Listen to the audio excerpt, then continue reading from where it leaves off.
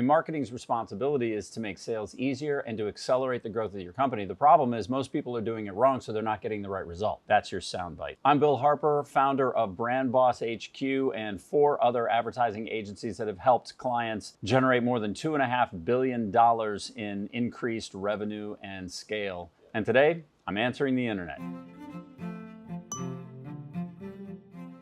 All right, so let's see what the interweb has to say to us today. Why is brand awareness important? Here's why brand awareness is important. Because if you're not aware of a brand, you can't consider a brand, okay? And this is a big problem that people are having right now who are into performance marketing and digital media as the sole answer to their marketing request. It's become very soup du jour to go to the bottom of the funnel and to focus only on what is perceived as one-to-one engagement. I'm only gonna talk to people who I know right this very second are in the market to buy because I know my conversion is gonna be high. The problem with that approach is that you're looking for somebody who is desperate to find a solution in this moment. That's not generating brand awareness, that's not generating brand trust, that's not generating brand familiarity, and it's not generating brand consideration on any kind of a level that's worthwhile. If you want your brand to be a part of the consideration set, you're gonna have to get visible to avoid things like, oh, your product is like Lego? Oh, your product is like Kleenex? Because when they do that, you just actually sold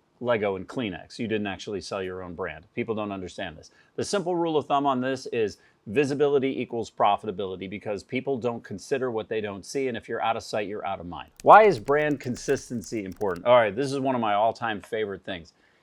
People have become incredibly impatient in the pursuit of growth. When consumers can't get a lockdown on what it is that they can expect from the brand, then the value of the brand drops. People don't realize is that when a brand is consistent, it builds momentum because it builds expectation. And that's where brand valuation comes. And if you're not familiar with the term brand valuation, what we're really talking about is how highly valued any one of your target audience, if you happen to target consumers or customers or clients, a C word of choice, sees you as a part of the consideration set. I really trust that brand. I'm not so familiar with that one, or I don't know what to think about that one. I would imagine that the people over at Nike are probably sick to death of saying just do it every single day of their lives, right? They've been saying it for years and decades and all the rest. But every single time they say it and every time they measure what they do by that brand promise, they ensure that they are consistent in everything they do. And that ensures that what the consumer experiences from the brand stays on target and on brand. The brand doesn't get the sense of pivoting all the time. So people feel confident in the brand, they feel comfortable with the brand, they feel they can trust the brand, and that makes them feel good about the brand. Let's see what else we got. Why is brand positioning important? This is a fantastic question. Lots of times people become so enamored with the product or service that they've created that they're just convinced that how great our product is simply going to ooze out through brand perception, and consumers are going to go, oh my gosh, that's the greatest mousetrap that ever was.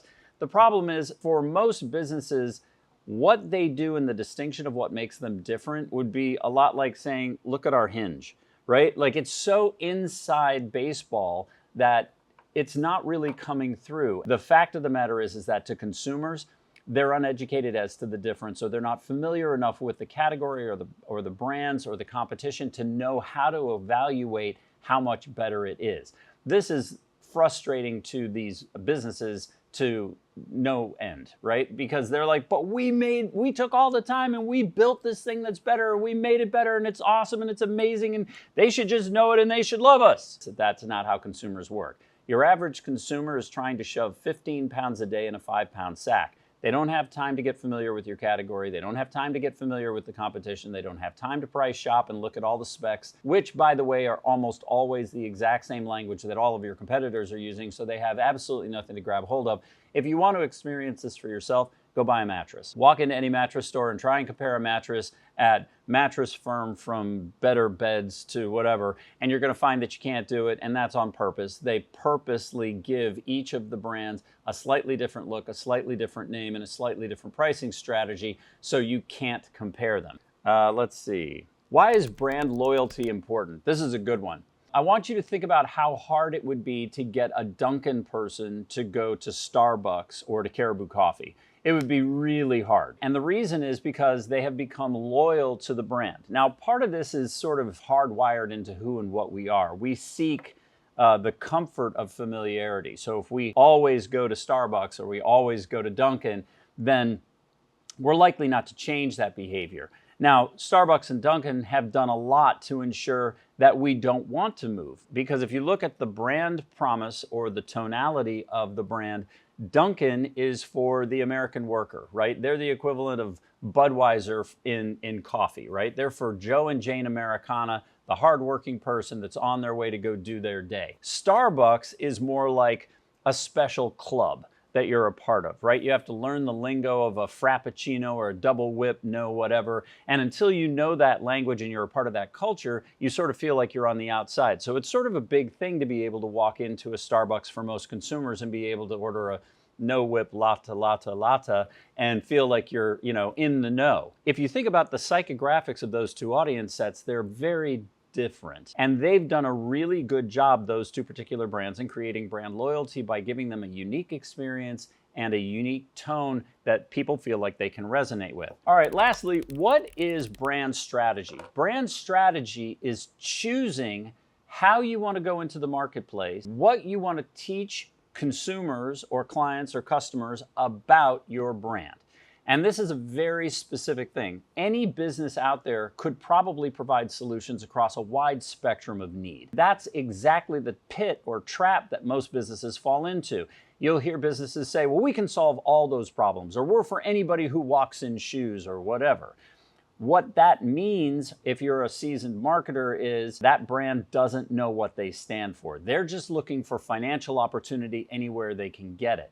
Instead, the smart money and the way to really establish a loyal following and to accelerate growth and to create a long-standing relationship with your client base is to make sure that you stand for something specific. Let's use cars, for example, because they're easy to wrap their head around and everybody's familiar with them. So all cars are more and less the same. I know, I'm a car guy. It kills me to use the argument too. But the truth of the matter is that you just put your people and your stuff in a car and you go from here to there. None of them bend the space-time continuum. None of them have solved, world peace. The fact of the matter is that a car is just a car. It goes from here to there and nothing more. Now I'd like you to think about selling a Prius to a Porsche person or a Porsche to a Prius person. Good luck. The reason is because of how these brands have decided to position themselves and then build upon that positioning. Each one of these brands specifically targeted a particular interest group inside their overwhelmingly large potential consumer group. And in doing that, they became an advocate for the interests of that particular audience. In other words, those people felt that they were seen and heard and made important. And that's really the most important thing. If you can make your target audience feel important and safe or heard, you've succeeded on a level most businesses will never understand. So if you're trying to define your brand strategy, really pay attention to what is a specific audience need that you can fulfill and ignore the siren's call of the other money you could be making by trying to be more things to more people than you should be. And you'll create a much more loyal, much longer lasting, and much more willing to pay audience base. If you found this information interesting, be sure to follow me at any one of the links below, and we'll see you again real soon.